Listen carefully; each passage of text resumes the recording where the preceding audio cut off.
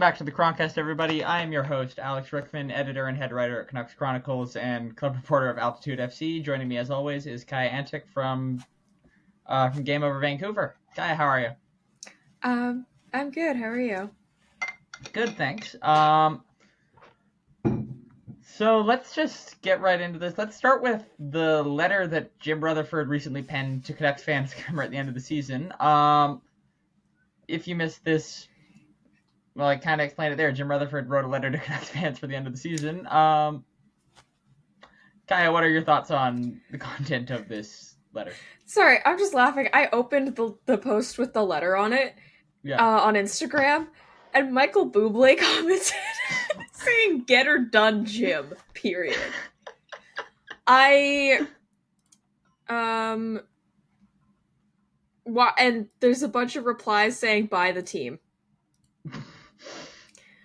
Michael, I have a different team that you could buy. Yeah. Should we read out the letter? Or should we? With the close of another season. I'm just going to read it normally because that was awful. Yeah, I think that's a good idea. With the close of another season, I want to take a moment to sincerely thank you for your continued support. It starts with Dear Canucks fans, by the way. You have been with us every step of the way, and for that we are deeply grateful. It's been a season full of injuries, adversity, and challenges. Oh, Oxford comma! And while the outcome is not what any of us had hoped for, we remain confident that we are on the right path. We entered the season with high expectations, knowing we had the potential to be contenders. We faced unexpected challenges that became opportunities,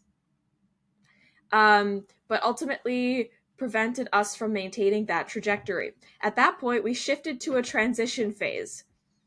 While that wasn't part of our original plan, we believe that with the strength of our goaltending and defensive core, the path forward is clear. Not with the forwards, but that anyway. There are many areas we'll proudly continue to build on. Defensively, our structure has significantly improved, and we're confident this area will continue to strengthen with experience. Our goaltending has provided stability throughout the season and remains a key part of our foundation.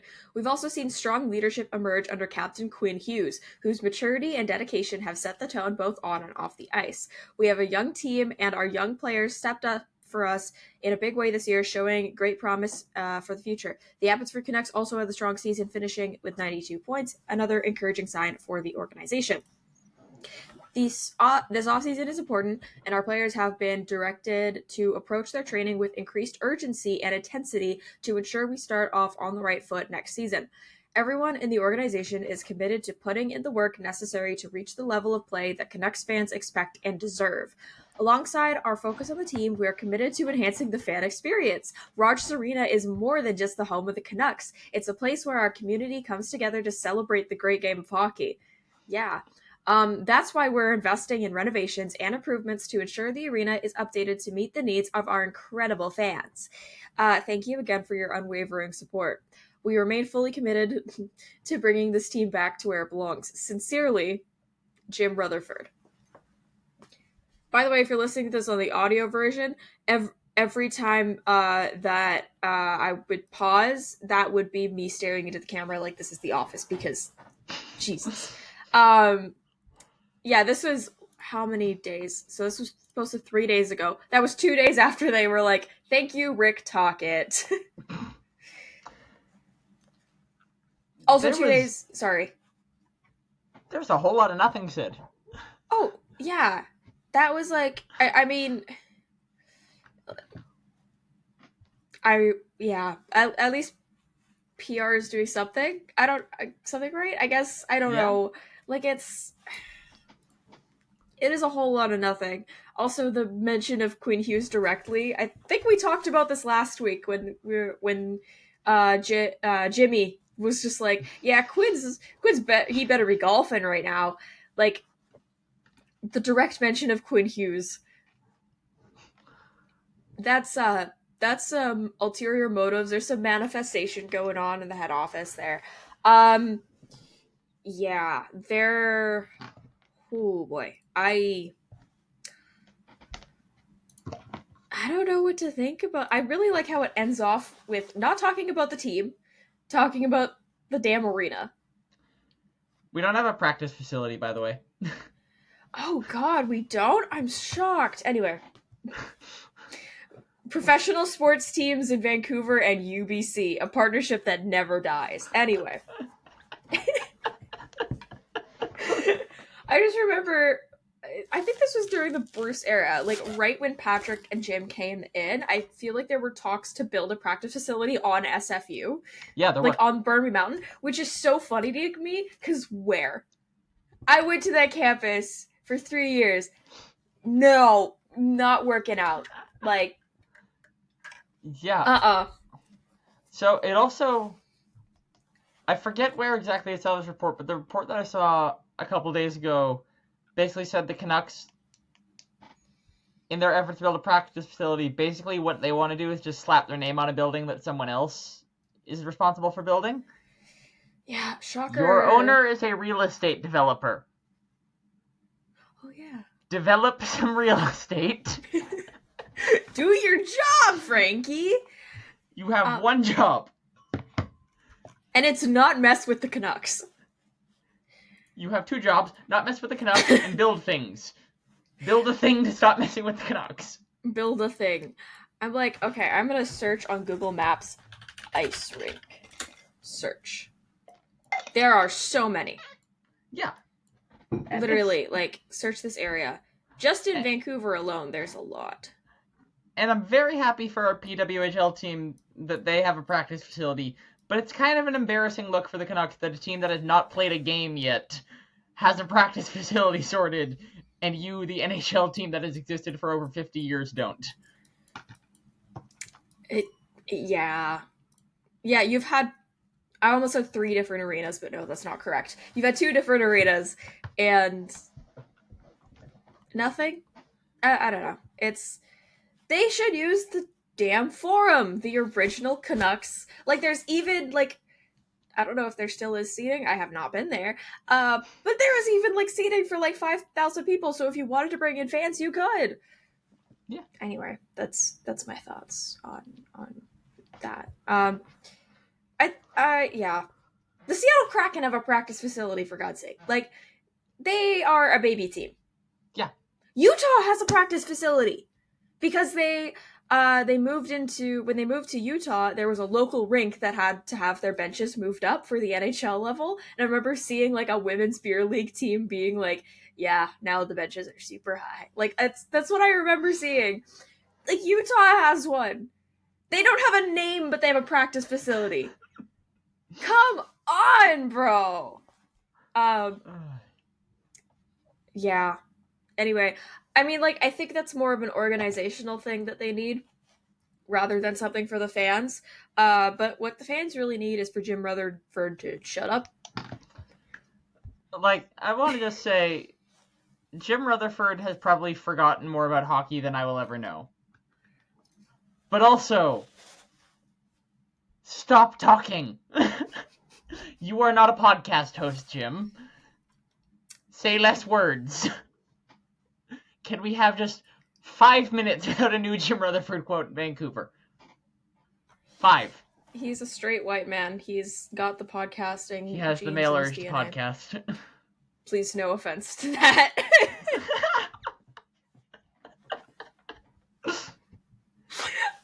Maybe he can go on King Charles's podcast. Oh God, they're around the same age, aren't they? Something like that. Yeah, like Jim Rutherford, I don't think before I speak.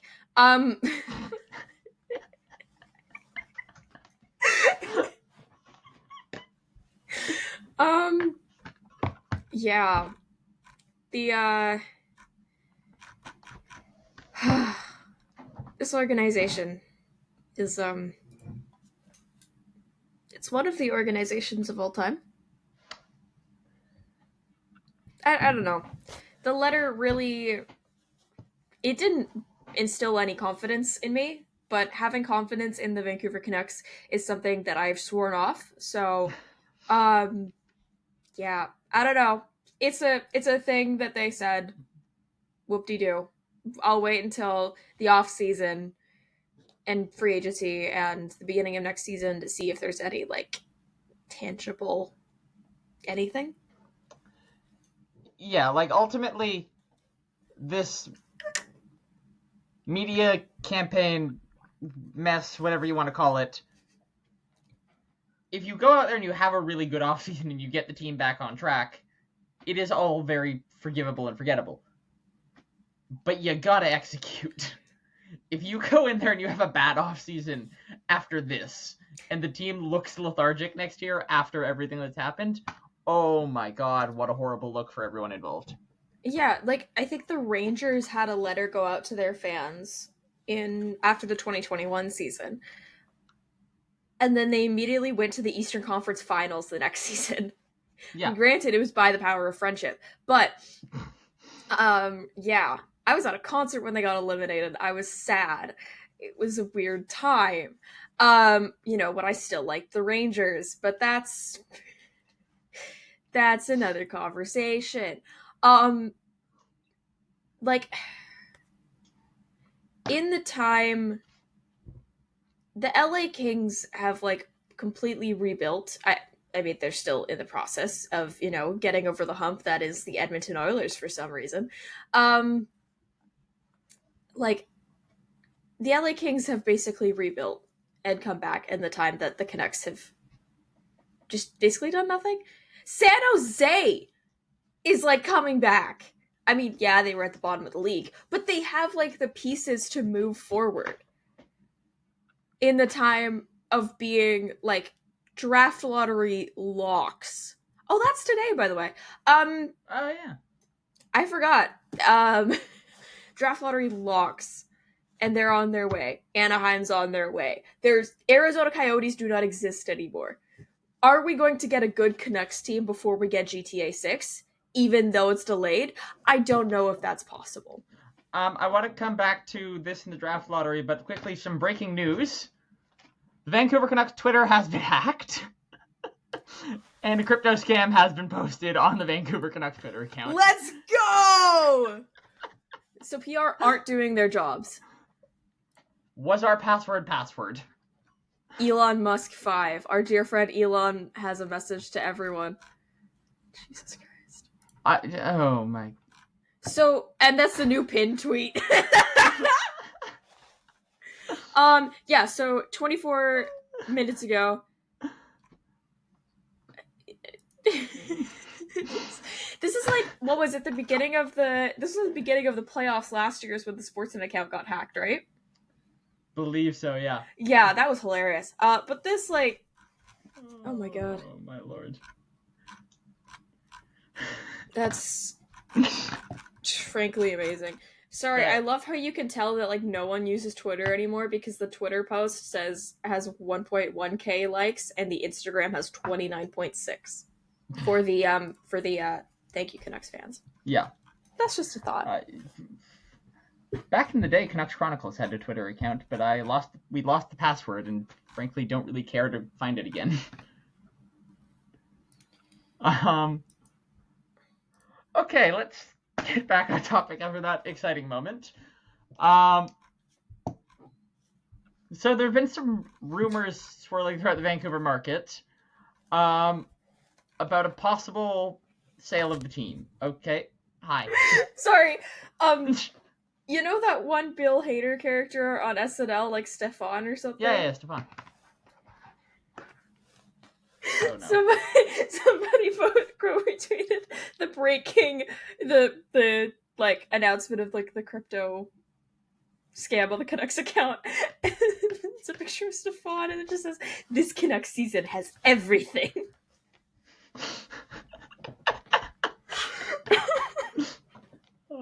And I'm, it's okay. It's fine. And then another one is a gif of John Mulaney, and just like, those days where you're like, this might as well happen. Yeah. Oh my god. Everyone thinks the account is hacked. I fear it may just be management trying to cash in on the money they're losing.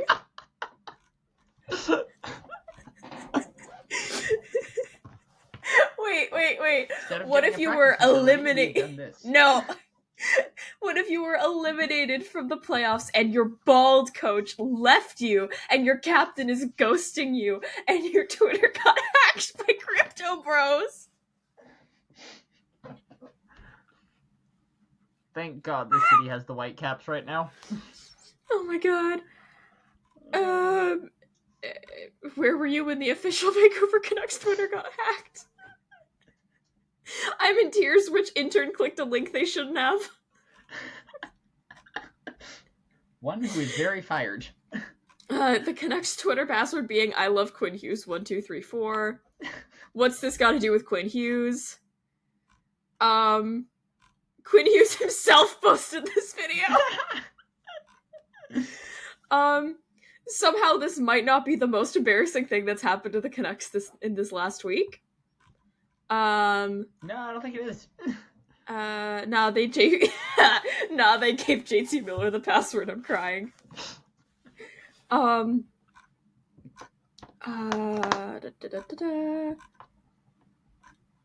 Okay. Should we get the show back on the road? Yeah, sorry. I'm like, how bored you gotta be to hack the Vancouver Canucks Twitter? Sorry.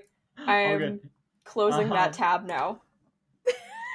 So, some rumors swirling this week that the Aquilini family may have interest in selling the team. It does not necessarily seem to be too heavily backed up. Satcha from Sportsnet 650 said that he has not heard anything about these rumors. But following all of this, one of the Aquilini brothers has left the organization. Paolo Aquilini has resigned from his position on the Canucks board, ownership, whatever exactly his job was. I'm not really sure what any of them do. Kaja, what are your thoughts on the rumors right now? I don't think they're substantiated because just like how committed Francesco Aquilini is to running this club, derogatory. Yeah, I think it's just one bro leaving the organization. You know what? It's just like Luigi going off and doing his own thing in a haunted mansion, you know? Like there's other stuff going on. We're not in the Canucks ownership group. I don't think they're selling the team. If they were, hallelujah, but I don't think that's happening. Yeah, so I definitely find it doubtful right now that they'd be selling, like you said. Just it seems like the Aquilini family are very committed to running this team for some reason. Into the ground. Sorry. You said it, not me. Yeah, I just, like, in some conversations with friends about this too, like, I had a couple people say, oh, I hope if they sell it to someone from Vancouver or whatever, otherwise they might end up moving. Who wants us? One, who wants us. Two, we're one of the most valuable franchises in the league. Anyone who wanted to buy an NHL team for a city that doesn't have right now would either probably be doing expansion or going to find a cheaper team to buy. Also, like, who's... Third of all... Sorry, I'll let you go in a second here. It is hockey in Vancouver. You have one of the most active fan bases in the NHL who will still show up to watch this garbage hockey, no matter the circumstances. I don't think anyone's going to look at that and go, yep, that's the team I want to move, if they were to buy the team. So, like, let's, even if the sale rumors are true, let's not get into relocation talk here. The team that literally rioted when they lost a game. I don't think... Yeah. Sorry, I'm trying to find the meme. I have the meme. Ready. It is ready. It is... That's not far enough back. Waiting with bated breath. Okay.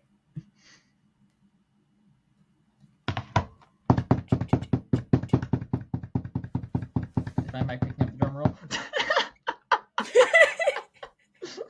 The Vancouver Canucks. Yeah, thanks for that. No, I was just like, the only team that would buy and relocate the Canucks is Alex Murillo and the Arizona Coyotes, yeah. Which like just fits so well. But yeah, no one is the city that was like gunning for an NHL franchise got one this past year. I don't think they're moving the Canucks.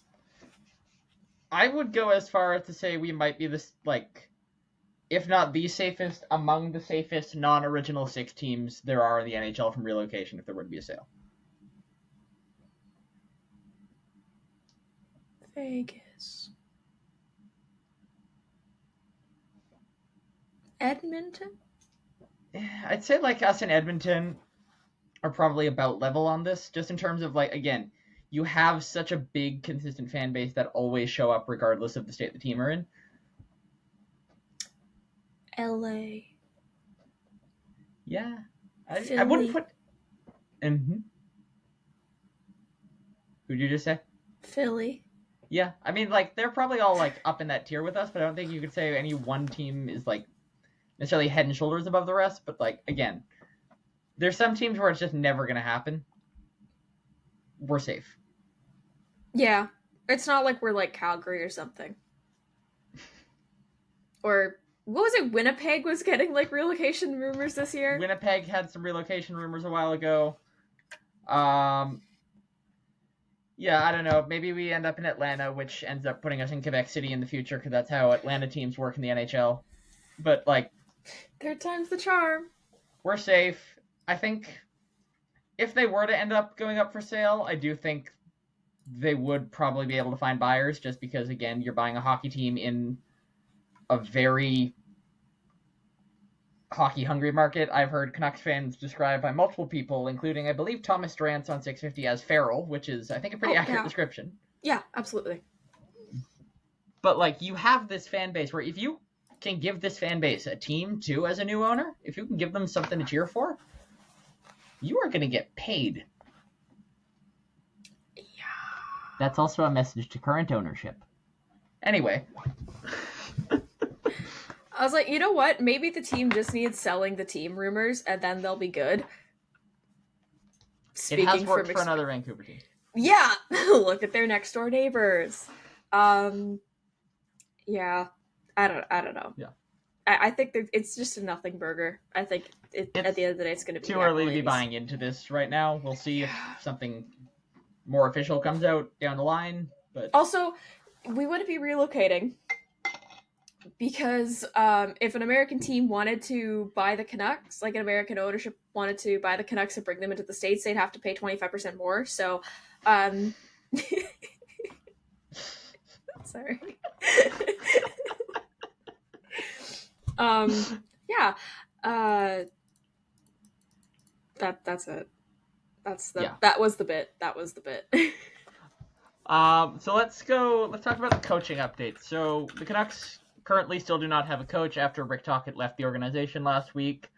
There's been a few rumors swirling around regarding a few names, but right now we don't have anyone. First of all, Kaja, you talked about Dave Hackstall as a potential candidate last week. And I met Dave Hackstall. Did you? Yep. Mm-hmm. Definitely not Dan Bilesma. No, because I did my research after. I was thinking the wrong guy, but you know what? I made Dave Hackstall.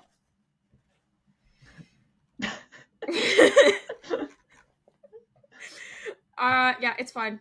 It's fine. Everything's fine. But then other names that have come up. So we've heard about Manny Malhotra. We've heard about potentially some mutual interest with Jay Woodcroft. We have, unfortunately, heard the name Peter Laviolette mentioned. Today we also heard about Adam Foote as a potential candidate to take over as head coach of the Canucks, currently an assistant with the team. Kaja, what are your thoughts on the idea of Adam Foote? I have thoughts, but I don't know. I don't think that's the right choice. That's just my thing. I think out of the names you just mentioned, I think Jay Woodcroft would be the best option. For right now, I think if he's able to stay with the Canucks for a few years, have some sort of stability behind the bench, and then if it doesn't work out, give him a longer run than the rest of the coaches that we've had recently. Then we bring up Malhotra. I think people are hyping up Malhotra because, yeah, technically he has experience in the NHL as an assistant role, and he's done wonders with the Abbotsford Canucks this year. But at the same time, it's a big jump between the AHL and the NHL in terms of coaching, in terms of strategy, and I don't know. I like Manny Malhotra. I just think that we should give him some more time to cook with Abbotsford. Mm-hmm. No, I totally agree. think Malhotra does definitely have a lot of upside as a coach, but I think you need some more time before he's ready to just throw him into the NHL role. And then regarding Adam Foote, I would also agree. Like, I think what this team probably needs is a new voice rather than somebody else coming up from within the current coaching staff and taking over a bigger role. I also, with Adam Foote, I have some concerns about style of play, just because like we haven't seen him, but we know he is currently the defense coach, and I think the Canucks got caught up trying to be a lot too defensive last year. So I do wonder if that just creates more of the same problem. I do like what he has done with a lot of the defensemen that have come through the Canucks organization during his time here. I think he's helped a lot of guys, but I do also think there's certain cases of guys like Noah Juleson being used in too big of a role during his time, and I don't know how much of that was on him versus on Rick Tocchet.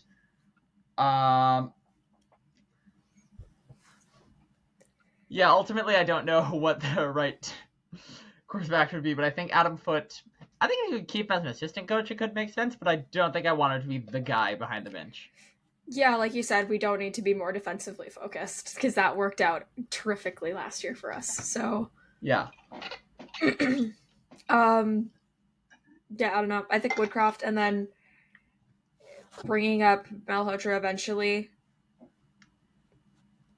Yeah, I was gonna say, could you imagine the Sedins like co-head coaching? But then we're in the same situation that the Senators are in, because they have Daniel Alfredson now behind the bench, and just like, if it doesn't work out, you're going to have to fire a franchise legend. So, and we've already had to fire Trevor Linden. Oh God, yeah. Yeah, that's thank you, Jim Benning. Thank you, Jim. Other names mentioned today per Rick Dollywall include, and I definitely know who all of these people are, Todd Nelson, Mitch Love, I don't know who either of those people are, and Luke Richardson. Luke Richardson was the head coach. Luke Richardson was recently the coach in Chicago, which... Yeah. If you've seen how Connor Bedard looks recently, I don't know that I want to subject our players to what the Chicago Blackhawks have been doing in recent years. I don't think we should subject our players to anything related to the Chicago Blackhawks. Mm-hmm. Was he the coach last year too? I don't remember. I kind of tuned out the Chicago Blackhawks. He got fired the day after my birthday, so he was coach for part of it. Just like Travis Green and Jim Benning. Anyway, except, 3 years apart. Todd Nelson is currently the head coach of the Hershey Bears in the AHL, who are pretty good. He was an assistant coach with Atlanta. He was the head coach. He was an interim head coach between Dallas Eakins and Todd McClellan for the Oilers. Yeah, so the Hershey Bears are actually quite good. The last 2 years, the last 2 years that he's been head coach, they've won the Calder Cup twice. And he also won the Calder Cup with the Grand Rapids Griffins in 2016-17. The Hershey Bears are a good organization, or a good team. It's also the affiliate of the Washington Capitals, I believe. Yes. Yeah. It threw me off because I was like Bears, Bruins, but no, that's Providence. I know the AHL. Yeah, last year, or this is 23-24, the record was 53-14-5. Mm-hmm. What's their record this year, current season? It is... AHL season. Okay, can I find anything? Sorry, statistical. That's not what I want. We are currently experiencing... Oh, yeah, they led the Eastern Conference. Their record was 44-19-7. Okay. And 8. Sorry. But yeah, Hershey Bears. They're pretty good. They're pretty good. Yeah. Notable Canucks legend,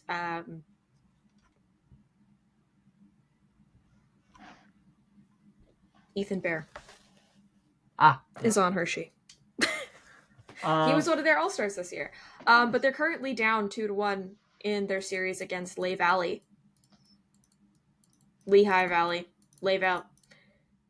The Phantoms, which are the affiliate of the Philadelphia Flyers. They're currently down 2-1 in that series. One more name I would like to bring up in the head coaching search. Yes. Mitch Love is currently an assistant with the Washington Capitals. Okay. Yeah, the other name I wanted to bring up. So JC wrote an article on our website going through some potential candidates the other day. This will not happen. He will not become head coach of the Vancouver Canucks again. But I do need to mention the name Bruce Boudreau. Oh, okay. You thought I was about to mention John Tortorella, didn't you? Yes, I did. I did. No. Leave Bruce alone. Leave him alone. So, my one thought process is, if we're going to be terrible, we might as well have some fun doing it. Which epitomizes the Bruce era, really. Like, the way we were playing, it was not sustainable, effective hockey. It was PDO machine go burr. But damn, it was fun. It was fun, except for the 0-7, which made me lose my mind. Quite publicly lose my mind. Mitch Love has not had any success. Well, I mean, he lost in conference finals with Stockton in 21-22, lost in division finals with the Wranglers in 22-23 for the AHL, and then does not have significant WHL success with the Saskatoon Blades. So I'd be hesitant with that one. He's from Quesnel. Notably, that's where the Seattle PWHL team is going to be playing. Quesnel is a city. Technically. Well, yeah. I remember it being a big deal when Mission was named the 30th city, I think. I don't know why I really like that page. The Canucks posted on Instagram. Please note that the Canucks Twitter/X account has been compromised. Please regard any recent posts until further notice. We are working with the platform and the NHL to resolve the... Sorry, could you imagine Gary Bettman having to call the White House and be like, I need a favor? Because let's be honest, where is the platform located? Yeah. Talk about Andrei Kuzmenko. Oh, yeah. Speaking of being terrible but having fun. Sorry, Kuzi. So, Kuzmenko, I forgive you. Kuzmenko on his Instagram story the other day posted a picture of him with his family in LA, and his dad was still wearing a Vancouver Canucks shirt. Therefore, next season, Andrei Kuzmenko will, of course, be a member of the Vancouver Canucks. Right? Yeah, of course. I mean, we just gotta take him back to Elisa or wherever they took him. Or, like, bring some lemons.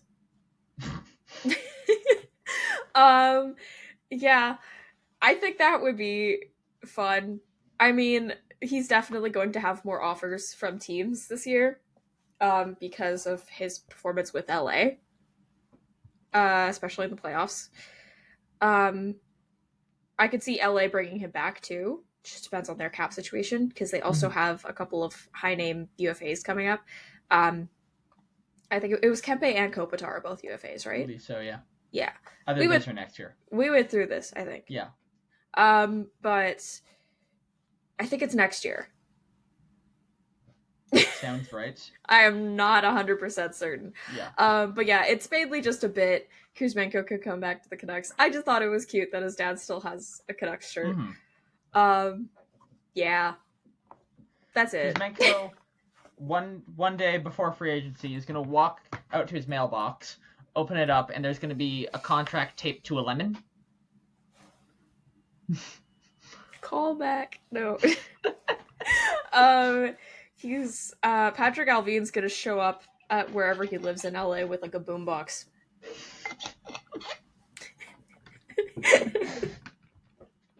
So Kuzi was also in an season-end interview with LA, he was kind of non-committal about whether or not he was wanting to come back. His interview was like he didn't To directly the NHL? say to the Kings. Like he didn't directly say, "Oh, I want to come back. I want to be an LA King next season" or something like that. That could mean he's planning to go back to the KHL. It could mean he's planning to test free agency. It could mean he didn't feel like answering questions today. Let's be real. Sometimes we have those days. Although not really Kuzi. He just seems to like talking to any other human. Mm-hmm. Listen, his last few months here were not great.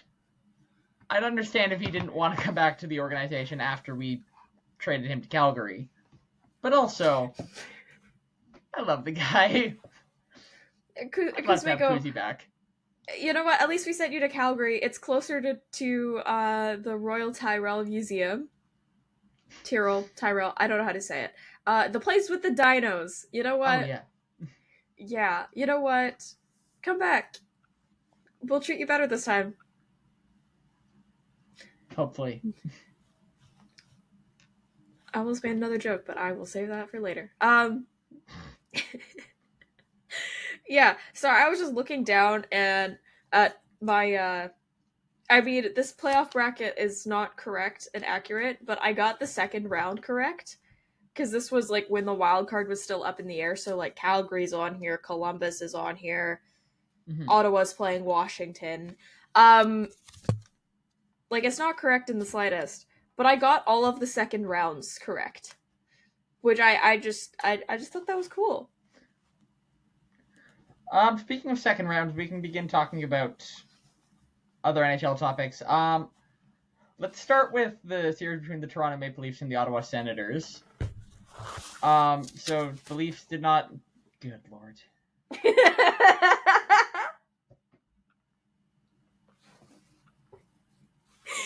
Now there's going to be a cut, and it's just going to be Alex.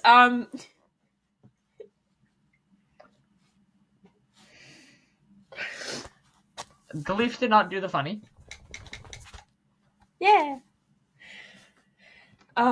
Yeah, they did not do the funny. Apologies, Travis Green. There's still hope for you next year. I still can't believe that Travis Green got back to the playoffs. Wait, no, we got to the playoffs last year, but you know what I mean. Yeah.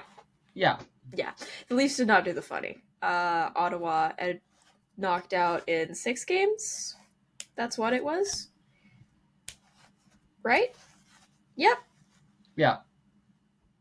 Ottawa tried. And by tried, I mean tried to kill the Toronto Maple Leafs. Yeah, I don't know. It was a fun series. Linus Ullmark.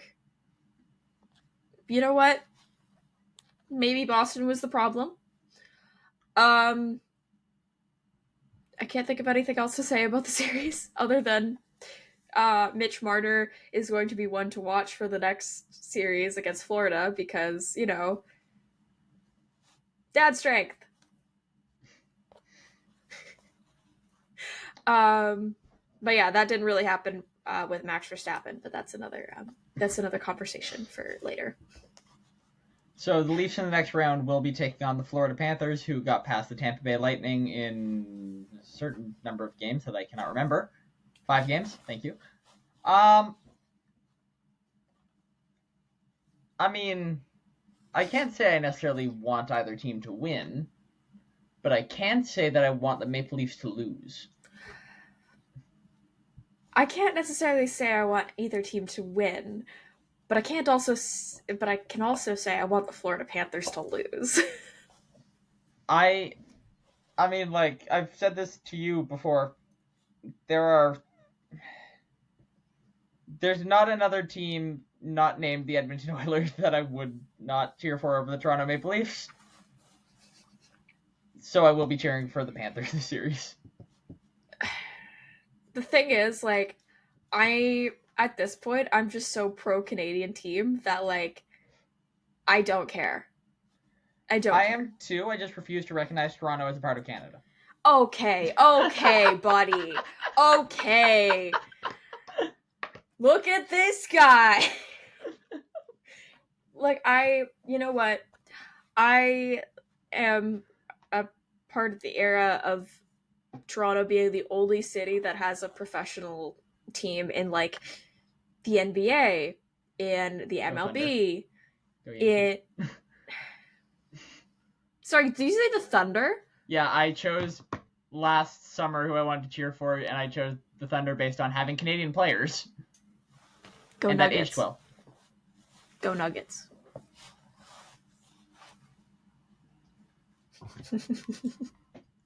Hey, I stay with my country, okay? The MLB, Go Blue Jays. We use legal bats, mostly. We. Shut up. I don't want to talk about it. Where's your World Series? Anyway. Have a little think about that one.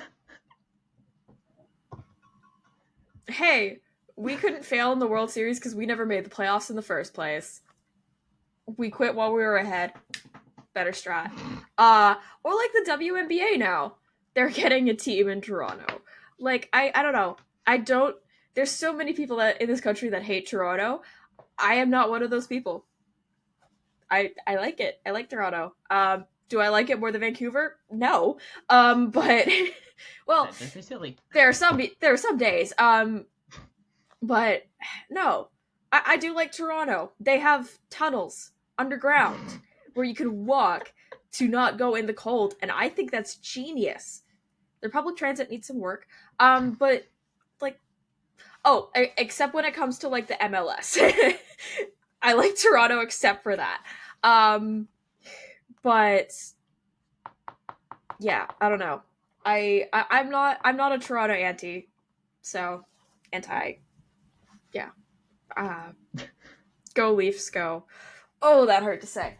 If you're my coworker that's a Leafs fan watching this, I did not just say that. Oh my god. Jesus Christ. Yeah, that's my line. Okay, you... Vote. The second round of the playoffs. Oh, right. This is a hockey podcast. My brain stopped working hours ago.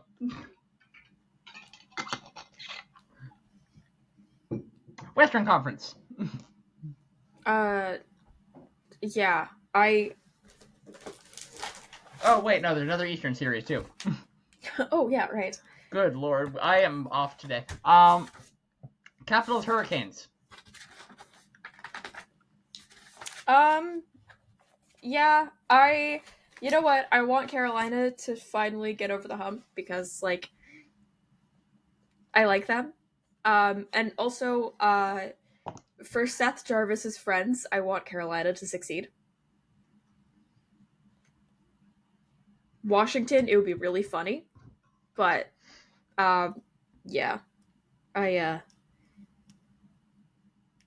wrote out the playoff bracket. I was bored at work yesterday. I wrote off the playoff bracket, and I wrote the reasons why I'm cheering for each team.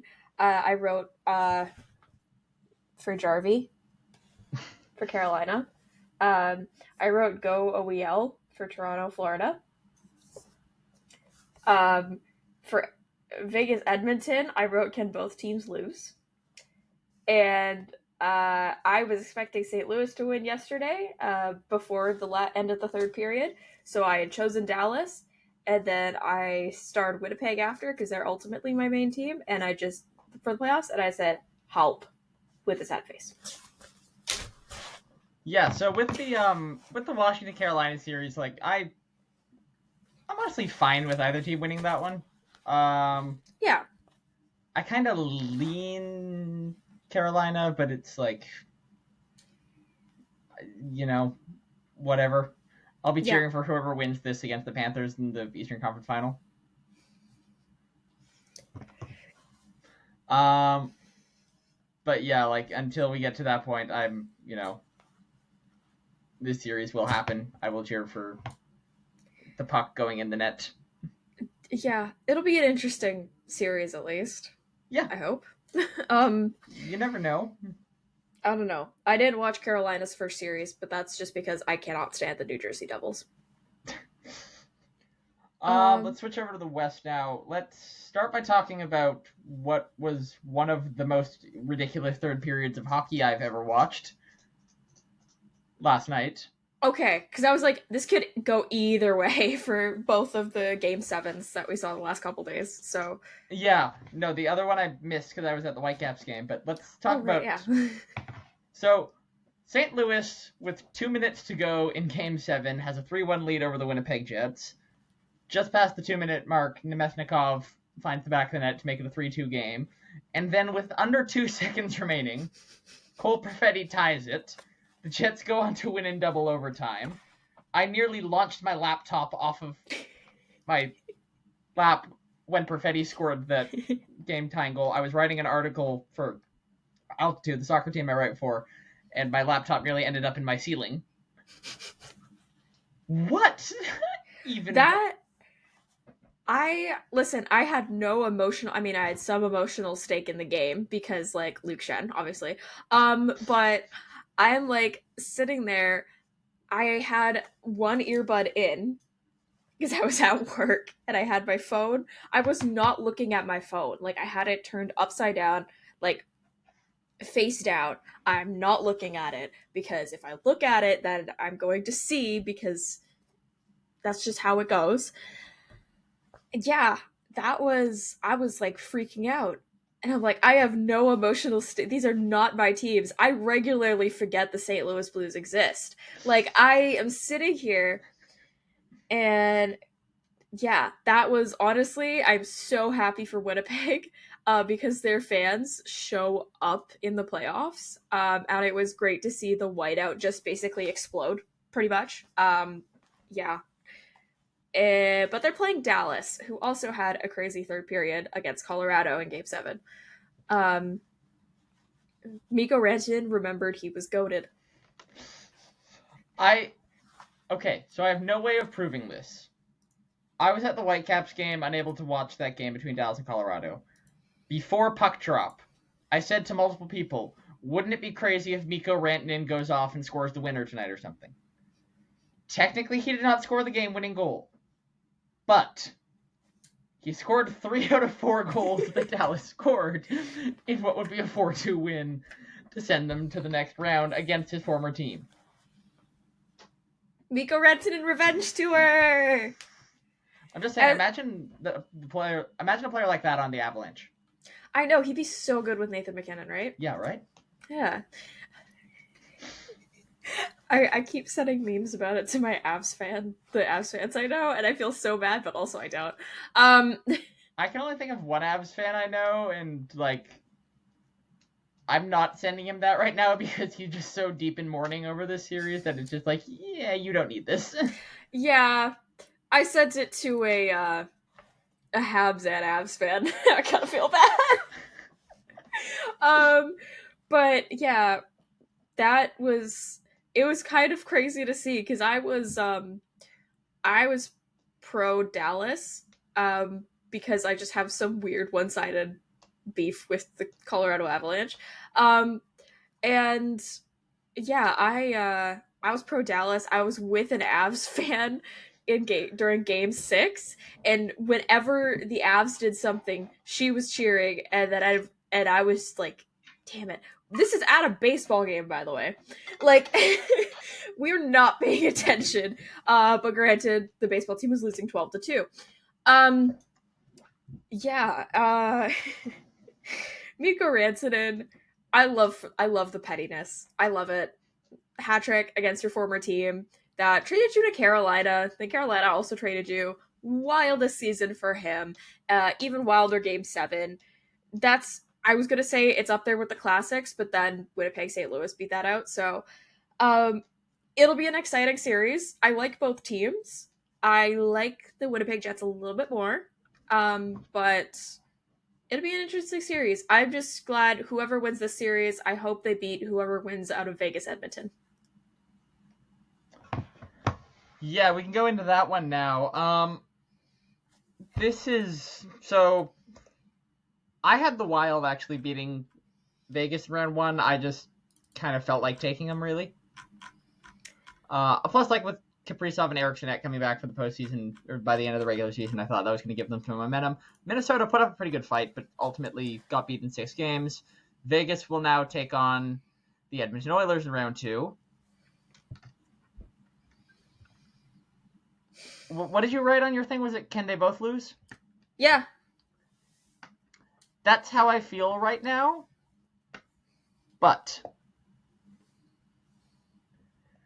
the Edmonton Oilers are my 33rd favorite NHL team in our 32-team league. Okay. I am not going to go to the extent of actively cheering for the Knights, but I am going to go to actively continuing to prey on the Oilers' downfall. So it's just going to be out of hating that I want the Oilers to lose. Okay. I am the same way, but the opposite teams. I cannot stand the Vegas Golden Knights whatsoever. So it pains me because I do not like the Edmonton Oilers. It pains me to say this. But Don't say it. Oilers. Oh, come on. Men used to go to war, and you can't hear me say go Oilers? No, okay. It's just Connor McDavid and Leon Draisaitl. Listen. That's about my reason as well.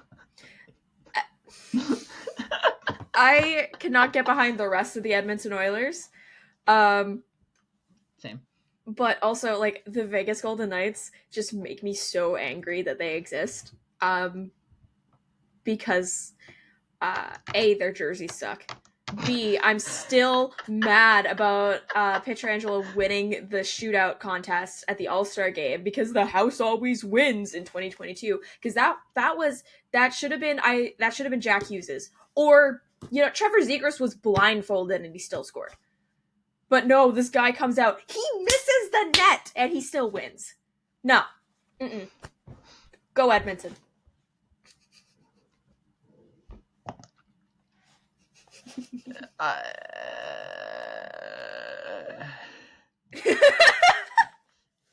I'm going to cheer for whoever comes out of the Central regardless here. Oh, yeah, absolutely. But, like, it's the lesser of two evils for me. It is for me as well. I can't. I spent 2 weeks last year hating Evander Kane's existence with every fiber of my being, like I was Nikita Zadorov out there, actively being the one beating him up. I can't suddenly go and cheer for his team. Oh, yeah, no, like, I cannot stand that guy. But the thought of the Vegas Golden Knights having any more tangible success makes me physically ill. They're not even in this decade.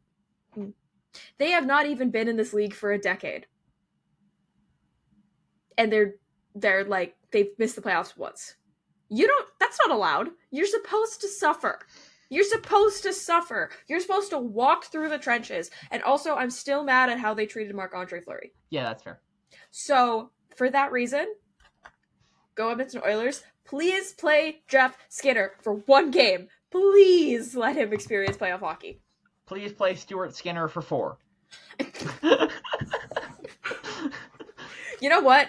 If they play, they should mess up the lineup like Toronto did the other night and put in Jeff instead of Stuart. He might be better. Yeah, that's what I was gonna say. But yeah. Go Oilers. I was gonna make a joke about how I'm cheering for the refs in this series, but really that just means either of these teams. Really, that means go Toronto. So hey,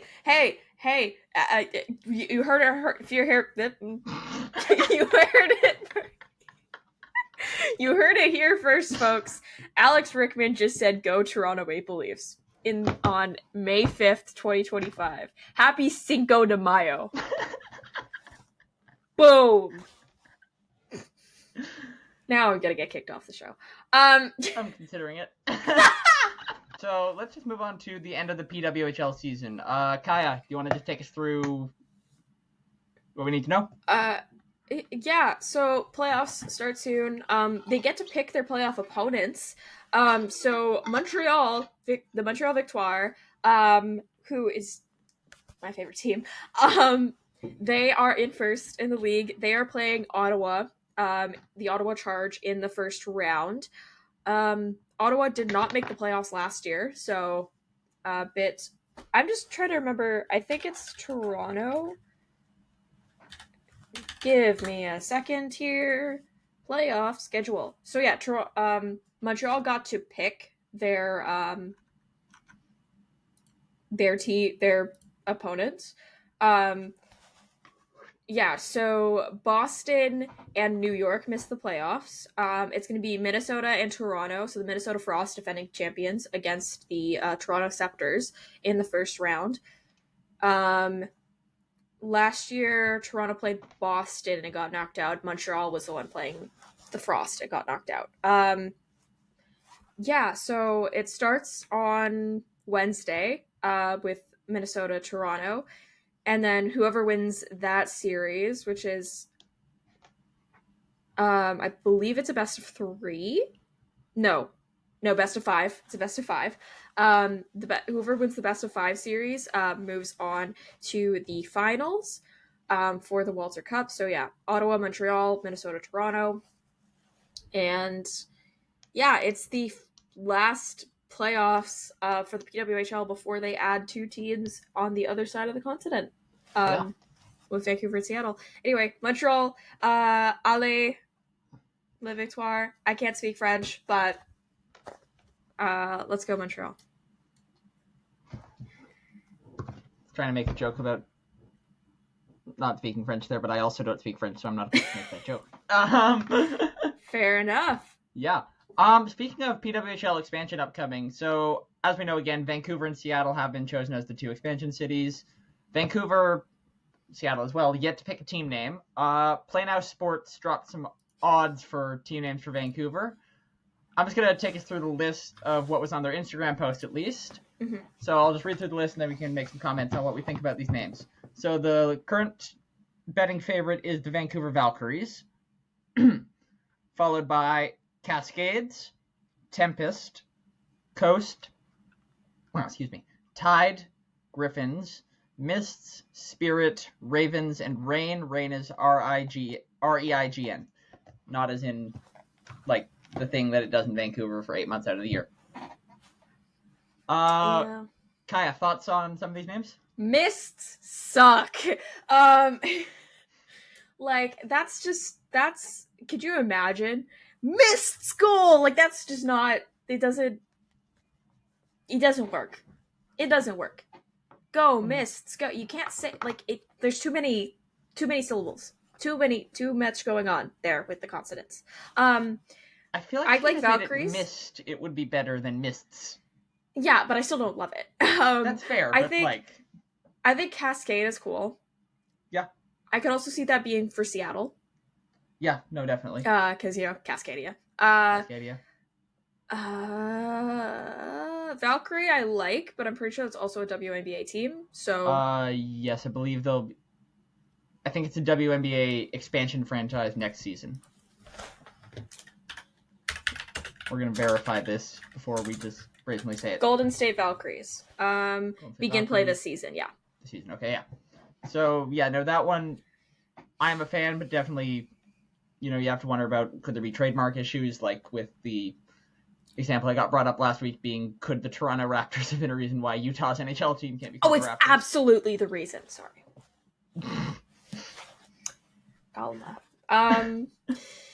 Yeah, I don't know. I like some of those. I really like alliteration, but also Valkyries. Like, that's it's like a Norse legend thing. I don't know how that connects to Vancouver all that much. Yeah. Yeah. I feel like I'm a big fan of Rain. I like the fact that it sounds like the thing it does in Vancouver 8 months out of the year. Also just kind of like, this is not necessarily something that actually matters, but it has some similarities to Vancouver Rise, the recently formed NSL team, and I kind of like just the sound of the R names. Yeah, I'm worried I don't about, know, like... that's how my brain works. I'm worried about, like, the monarchy ties and stuff. Okay, with that's that. fair. Like, That's I'm fair. thinking kind of that way. I'm like, Yeah. I don't love that. That's reasonable. I thought the Reign was going to be Toronto's name, before they went with Scepters. So, because they teased them, and I was like, oh, royalty stuff, Reign, Royals, something like that. No,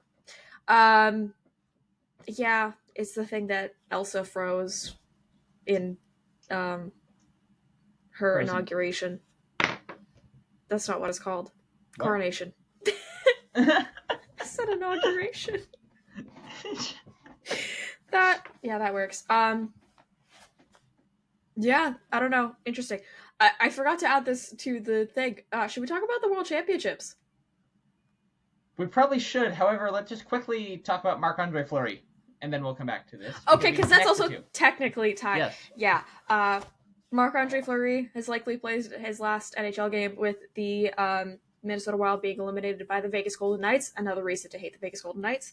And yeah, I don't know. I have a lot of emotions about that. He's an iconic player on and off the ice.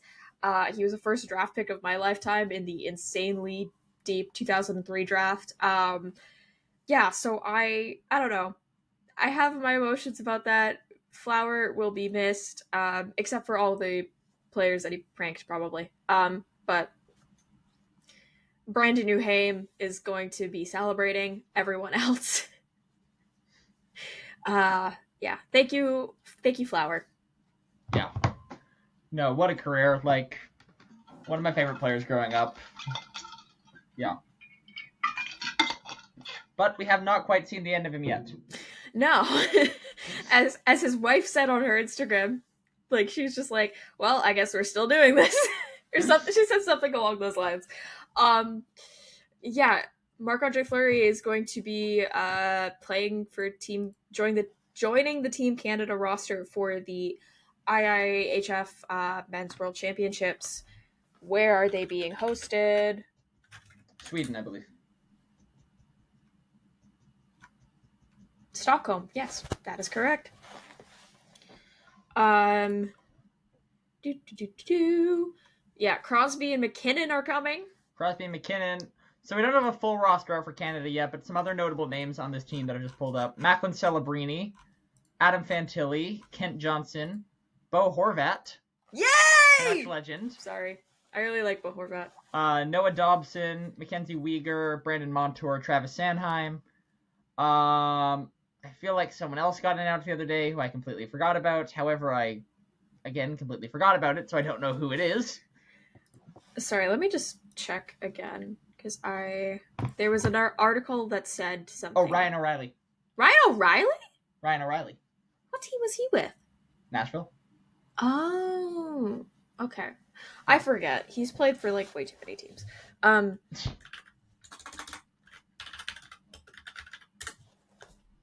So, Men's Worlds. What do you need to know about Team Canada Men's World Championships? Okay. 15. Travis Konechny, did you say that? I said either Travis Konechny or Travis Sanheim. Okay, well, Travis Konechny as well. They'll be coached by Dean Evison. Oh, yeah. Sidney Crosby also joining. Assistant coaches will be Andrew Burnett, Ryan Huska, and Steve McCarthy, who's an assistant with Columbus. Okay. That's all that is listed. So, yeah. The goaltenders, Will Cooley, Barrett Hayton, Tyson Forrester, Riker Evans, did you say? At goaltender, the only goaltender they have so far is Dylan Garand, who is a Rangers pick from Victoria.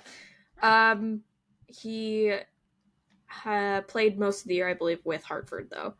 So you would have to assume at this point that Flower is the starter unless someone else were to be called on. I mean, Garand had a 20-10-8 record, again in the AHL, with a 9-13, yeah. But, I mean, yeah, I could see them doing, like, a tandem. Yeah.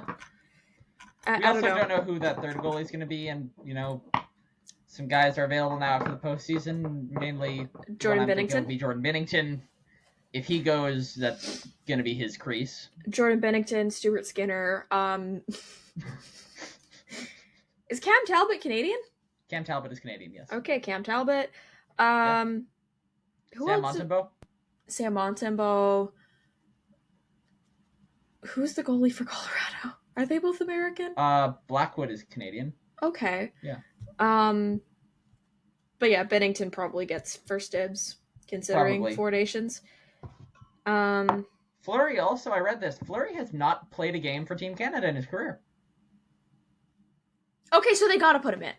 You gotta give him at least gotta a game. give him. Sorry, I need to look at the schedule now. Like, throw him in there for a group stage game, if nothing else. But I think. Oh yeah, because we're in a group. This is the Women's World. Because I was looking at that one religiously. Men's Worlds. Yeah. So the teams. Canada is in a group. Oh, it's co-hosted between Sweden and Denmark. Oh, I see. Yeah. So it's Austria, Canada, Finland, France, Latvia, Slovakia, Slovenia, Sweden. Is that one group? That's one group. We're in Group A. The US are in Group B, where it's Czechia, Denmark, Germany, Hungary, Kazakhstan, Norway, Switzerland, United States.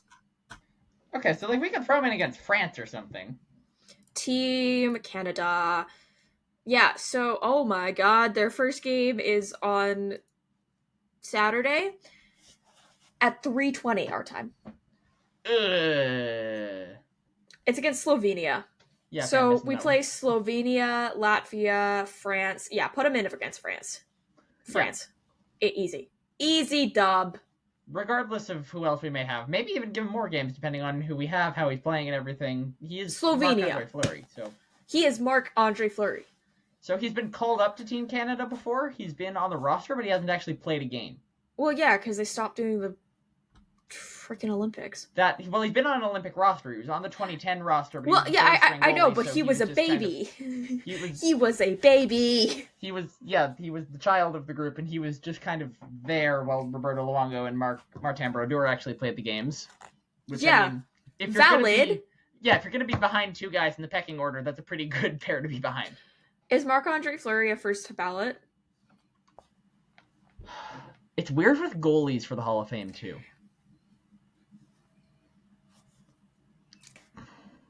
I'd say he's fringe first ballot. Okay. They inducted Jeremy Roenick, so I think it's like fair game for anybody to join. I'm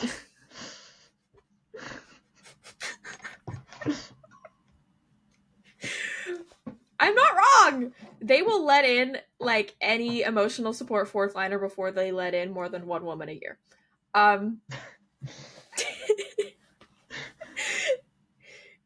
I think maybe his lack of international play may impact him being inducted, because that was like a big thing, even with like Luongo, having played in the Olympics. But also you could look at the fact that the NHL decided, oh no, you're not allowed to represent your country. No. Yeah. In my heart, he's a first ballot, but that's because I love Marc-Andre Fleury. Yeah. I mean, I'd love to see him on the first ballot, but ultimately, with how unpredictable Hall of Fame can be too sometimes, you don't know. Yeah, I don't know. We'll see. McGinley is still not. Yeah, That's brought up like every year, and that happens. Yeah. He represented Canada twice at the World Juniors, winning back-to-back silvers. Yeah. In 2003 and 2004. That's... Yeah.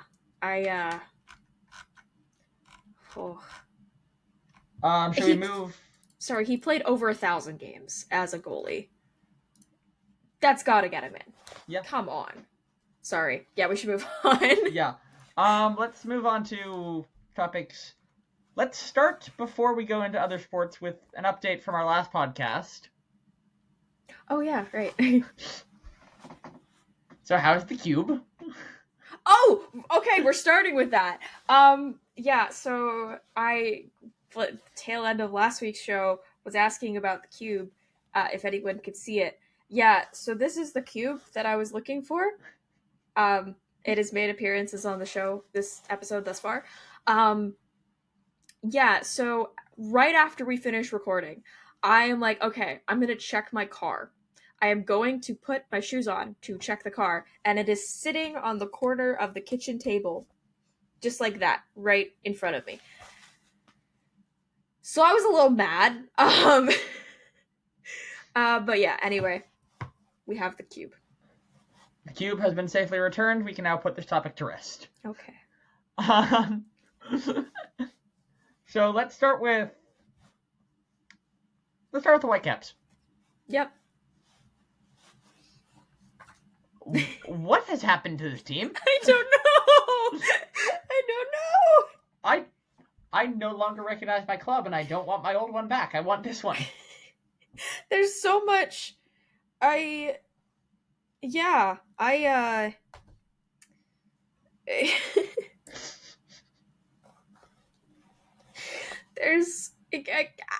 I have no words to describe this other than Miami sucks. We're going to Mexico. I don't even know if they suck or if we're just the best team on the continent. ChatGPT said we were, apparently. So yeah, that's wow.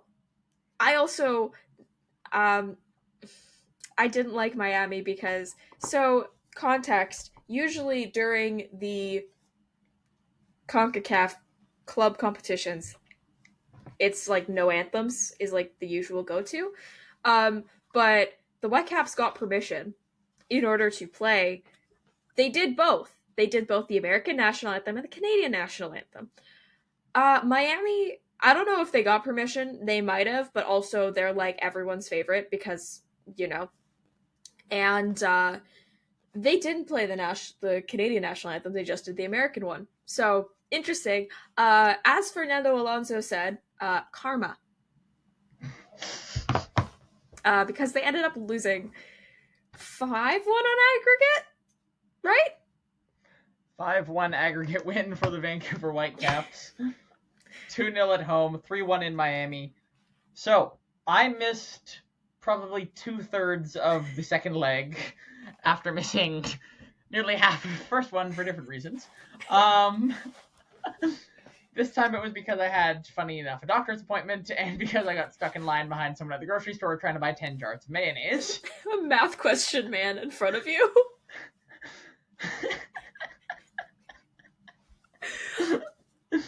Shout out to the guy buying 10 jars of mayo for God knows what reason. I don't think we want to know the reason. I'm gonna move past this.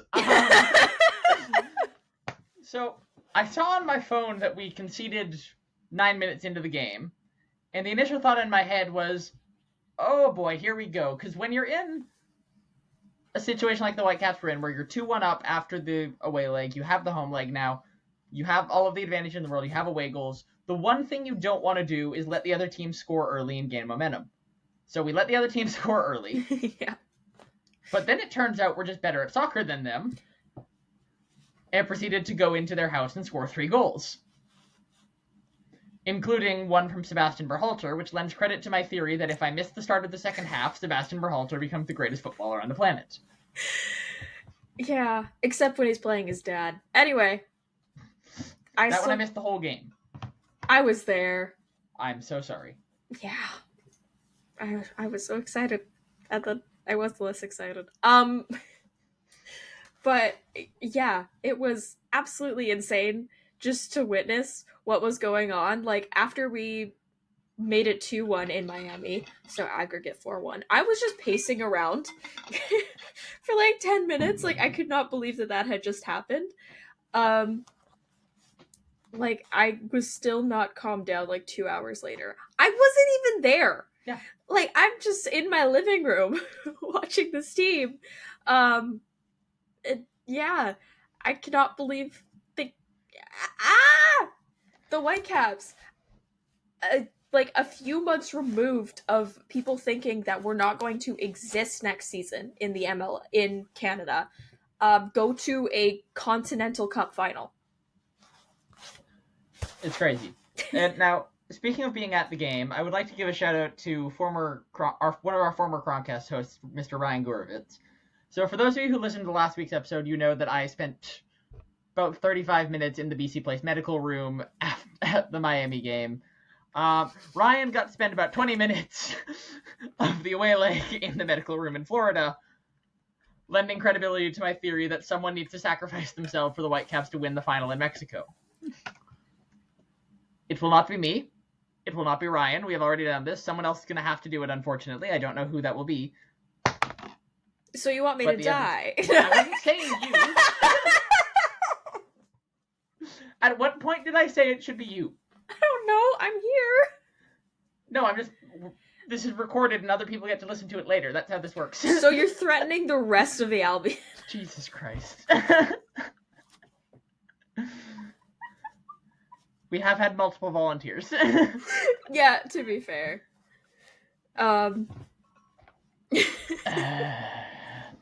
Mexico. Anywho, yeah, I have thoughts on them not playing the Canadian anthem, but I'm going to maybe not go into that on air because I'm making might create a little bit too much editing for myself to do. Let's talk about a different sporting event that took place in Miami. What a segue from me. The Miami Grand Prix this weekend. Now, I watched none of it. Because yesterday I was stuck in an altitude game, and I missed the sprint as well, doing something, presumably. The sprint, honestly, I feel like was more entertaining than the actual race. But that's also because it was raining. And there was a crash in the pit lane, which, okay. Whew. Max Verstappen got a 10-second penalty for his team releasing him into the path of Kimi Antonelli. And you could say, oh, well, he ruined Kimi's race because Kimi had to go around and pit again because he wasn't able to pit then. But, like, Kimi had already kind of ruined the race for himself. I'm not saying, like, let's be real here. He's the guy who had pole and then ended up like P7, like after like lap 1 or something like that. And also kudos to Kimi Antonelli because, you know, youngest pole sitter at any format. Absolutely, you know, banger of a lap too. But yeah, I don't like. He got a 10-second penalty, and then Liam Lawson, who actually took Fernando Alonso out of the race by crashing into him, only got a 5-second penalty. And I get it, Liam Lawson is behind in the pack, but Verstappen, like, I'm sorry, like, he didn't even take him out of the race fully. He just took him out of the race mathematically. Alonso crashed!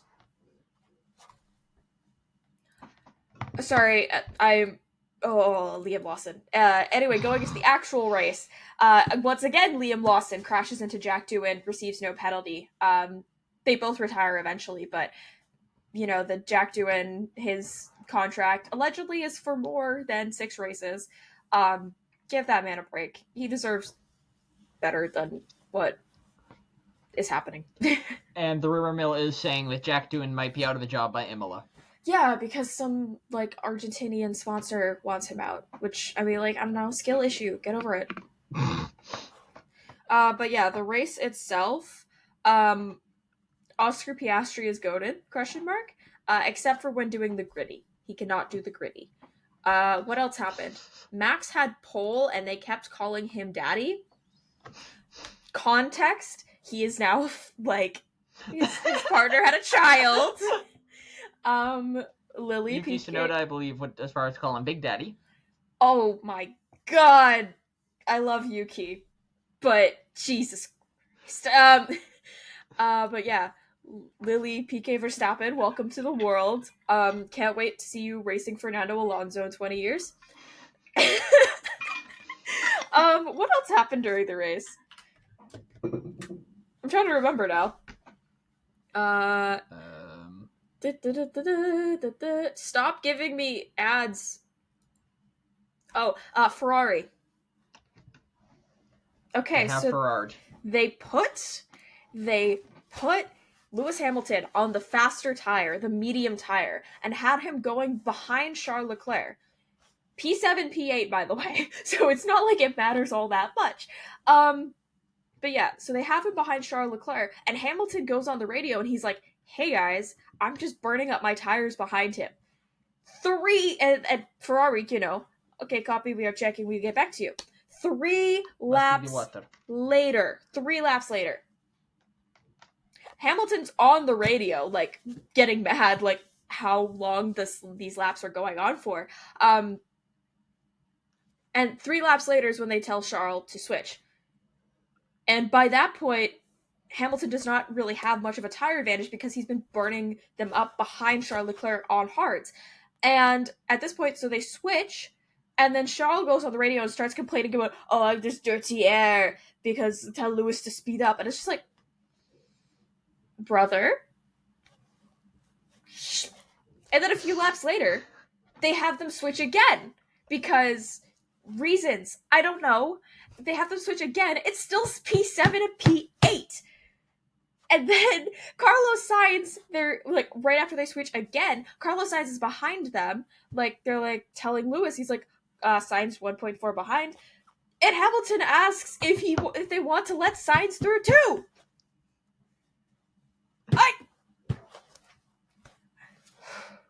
Ferrari, I'm a Canucks fan. I should not be suffering this much in the off season. But you make it worse.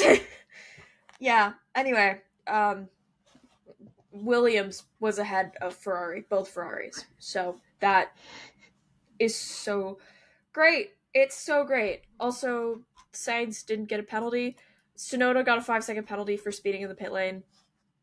There were a bunch of safety cars, but that's just because the Ferrari engines in non-Ferrari cars decided to give up for Oliver Bearman and Gabriel Bortoleto.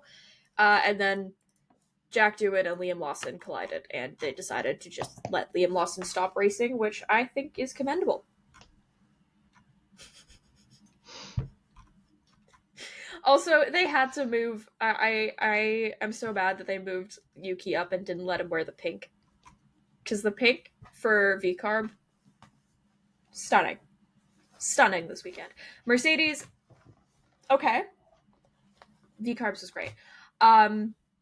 Love a pink moment. Also, they had them race Lego cars for the drivers' parade because they were pushing the Lego sets for F1, and they were crashing into each other, and multiple drivers said they enjoyed the Lego race more than the actual race.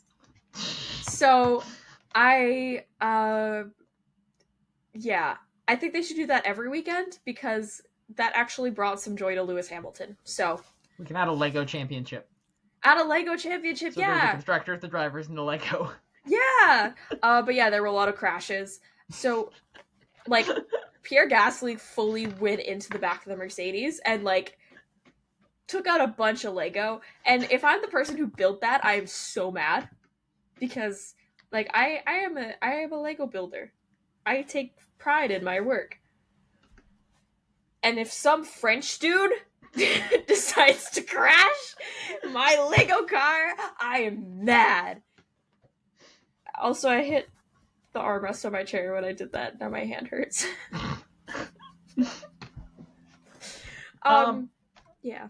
We also got the news that the Miami Grand Prix has had their contract extended with F1 until, I believe, 2041. And I just want to say, thank God we get to continue having races like this while we're cutting races like Imola and Spa, potentially. It's so great. We need more of these gimmick street races and less traditional tracks that are actually really good for racing.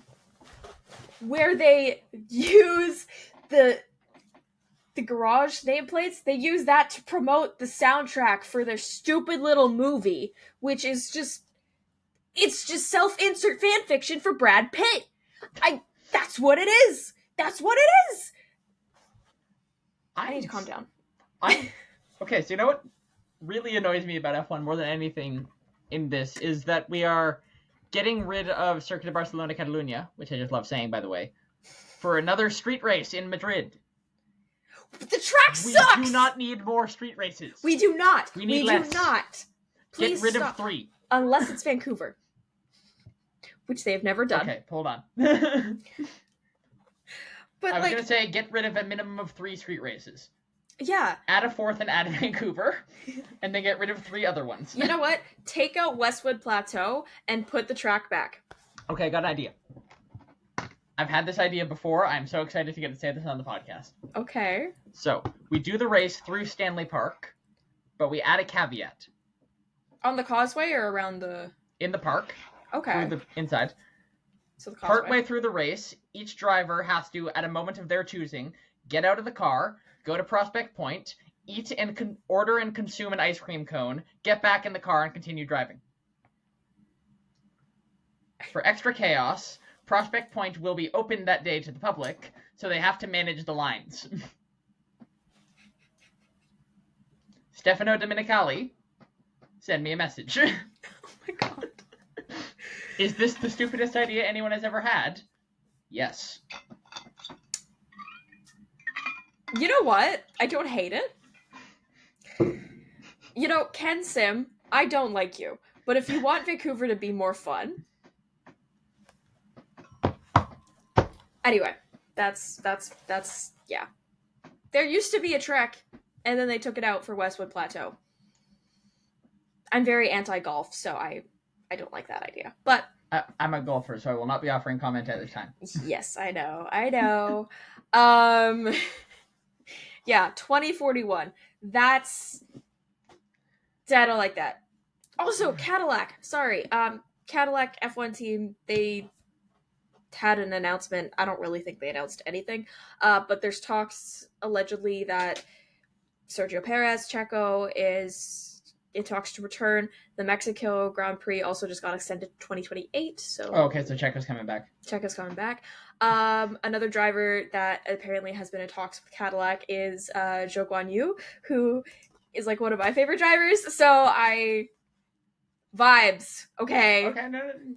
I wasn't surprised at him being one of your favorites. I just had not heard those rumors yet, so they're getting new information. Okay, to be fair, the rumors were an Instagram post, but apparently he is in talks with Cadillac, allegedly.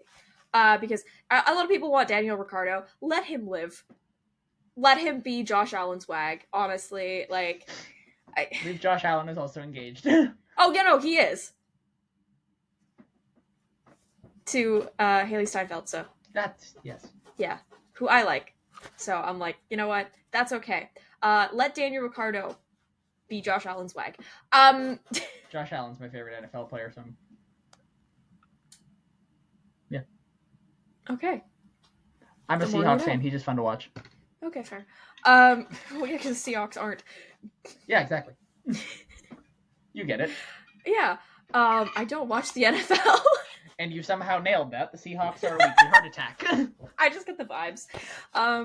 We have a graph. It's basically, okay, game's about to start. Heart goes like this, and then it's nice, we won. Oh, yeah, I can tell whenever I'm watching, Whitecaps games, based on what my Fitbit counts my heart rate as. Yeah. During the Miami first leg, I was in, the workout zones. I was standing still. Remember when on a stream you accused me of being a 49ers fan? Oh, God, don't bring that up. I'm sorry. I didn't mean it. I had a momentary lapse of judgment. I still feel bad about that, okay? I'm sorry. You are forgiven. I deeply apologize for the errors of my ways. Now, wait, I need my ukulele. Sorry. I feel like I missed a reference, but we'll explain that later. You did, but yeah. That a later thing? Yeah. Cool. Before we go, I believe we do have something that you wanted to show the people you made. Yeah. So speaking of Lego, I built a pigeon. His name's Kevin, which I told Alex I'd explain this on the show. His head moves, by the way. So that's cool. Yeah, so in 2013, One Direction were promoting their movie This Is Us, which is just, you know, a stereotypical, like, concert tour film. But when they're promoting it, for some reason, during an interview, Louis Tomlinson, who's my favorite, actually wearing, like, a Louis Tomlinson shirt underneath my, you know, esteemed Leafs jersey,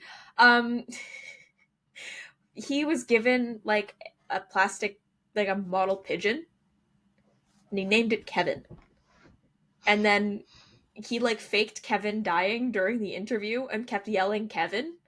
Anyway, so I named this guy Kevin. So that's why he's Kevin.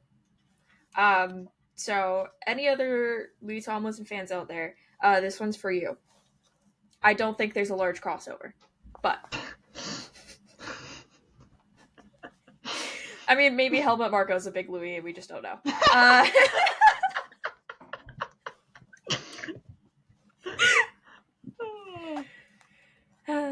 I cannot think of a better note to wrap up the show on for this week. So thank you everybody for listening. You can find us on Instagram at Nux Chronicles. You can find my personal at Alex_Rick03. You can also find my writing for Altitude FC in League 1 BC. Kaja, where can people find you? On pretty much all the social medias, Kaja May, Kaja with a J, and May with an E, because that makes sense. And yeah, that's about it. Cool. So thank you to Helmut Marko for listening, and we will talk to you all next week. Goodbye.